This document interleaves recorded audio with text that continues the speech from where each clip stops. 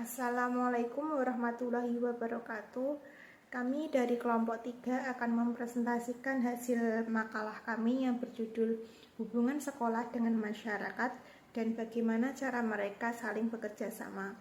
Sebuah hal yang mustahil memisahkan sekolah dari masyarakat, karena masyarakat sendiri terdiri dari individu-individu yang memiliki kebiasaan, tradisi, dan aturan yang harus dipatuhi. Sekolah yang kemudian membimbing anak-anak untuk mereka dapat mengambil tempat di tengah-tengah masyarakat sebagai bagian dari warga negara yang baik, karena mereka hidup bersanding dengan lainnya. Maka untuk menyiapkan hal tersebut, diciptakan suasana dan lingkungan dengan kebiasaan, tradisi, hukum-hukum, dan peraturan yang tidak bertentangan dengan masyarakat luar. John Deere mengatakan, kegagalan besar dalam pendidikan saat ini adalah mengabaikan prinsip dasar yang penting bahwa sekolah merupakan komunitas kecil, anak-anak aktif, dan menghadapi secara langsung tindakan dan pemikiran mereka dalam hidupnya di dalam komunitas ini. Sekolah tempat membimbing anak dan mengembangkan kemampuan dan bakatnya secara individu dan menyediakan baginya kesempatan untuk berkembang secara penuh, serta persiapan sosial yang menuntut pertumbuhan ini untuk menyelaraskan diri dengan pertumbuhan anggota masyarakat lainnya, sehingga mereka dapat memahami sistemnya, menerima, menghormati, dan berusaha untuk memperbaiki kesalahan dari sistem yang ada. Masyarakat memiliki sistem atau aturan, peradaban, dan hukum yang telah berubah. Oleh karena itu, sekolah harus berjalan beriringan dengan masyarakat dalam perubahan ini, dan tidak boleh tertinggal. Jika tidak, maka akan gagal dalam fungsinya. Di sini saya akan menerangkan tentang pengertian yang kedua, yaitu kita harus mengetahui jenis-jenis dari pendidikan sekiranya atau dominasi, di mana golongan melebih-lebihkan dan menggunakan cara yang khusus akibat para siswa yang menerima hidup tersiang dari kehidupan masyarakat yang dominan. Di sisi masyarakat bergantung pada sekolah untuk membekali para siswa pengetahuan baru, cita-cita moral yang baik, dan nilai seni indah. Sekolah dalam hal ini tidak berhenti pada mencetak mereka para belajar hanya untuk menjadi individu bisa yang serupa dengan masyarakat di luar sana, tetapi harus meningkatkan tipe lulusan yang menjadi pembaru, pemecah masalah, memiliki jiwa kepemimpinan dan reformasi sosial dengan segenap pengetahuan, etika, dan prinsip yang diberikan kepada mereka. Dalam hal ini memang benar bahwa masyarakat memandang sekolah sebagai pembimbing dan pencetak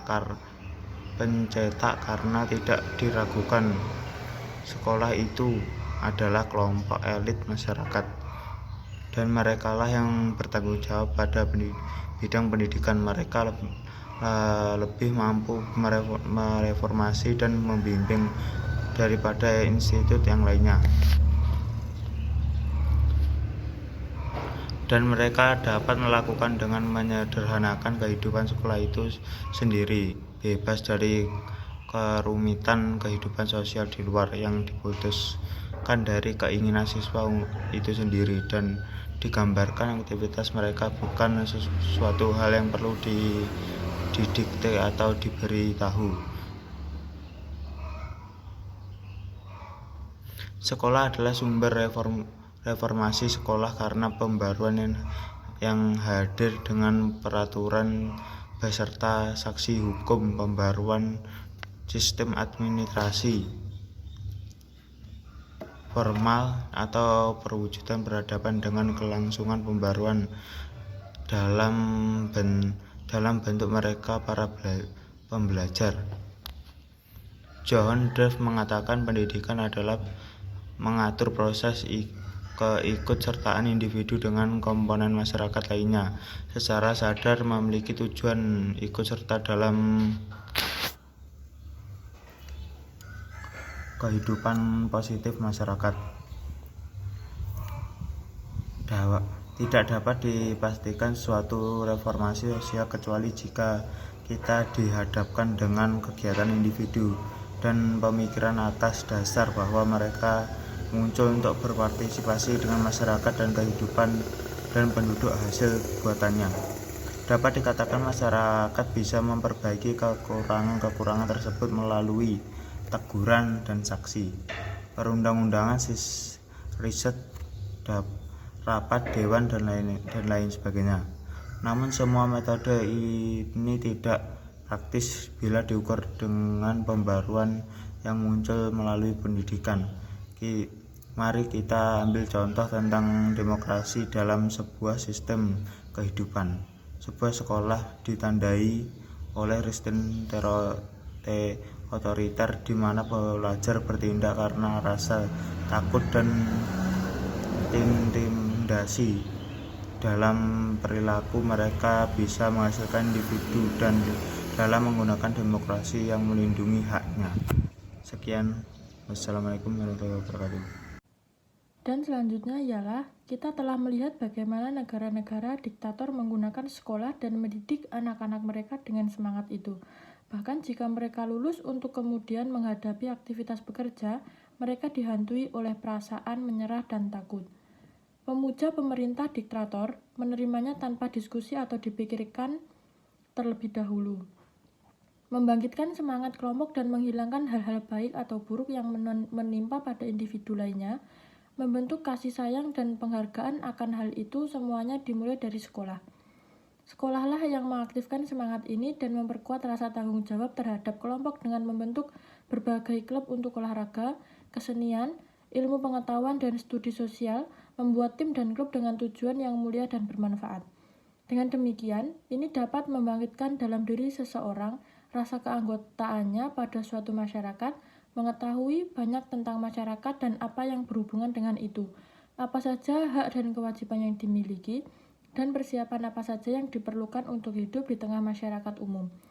Tujuan pendidikan tidak lepas dari mencari keuntungan. Tidak mungkin mengatur masyarakat kecuali jika setiap dari mereka memiliki mata pencaharian sesuai dengan kemampuannya.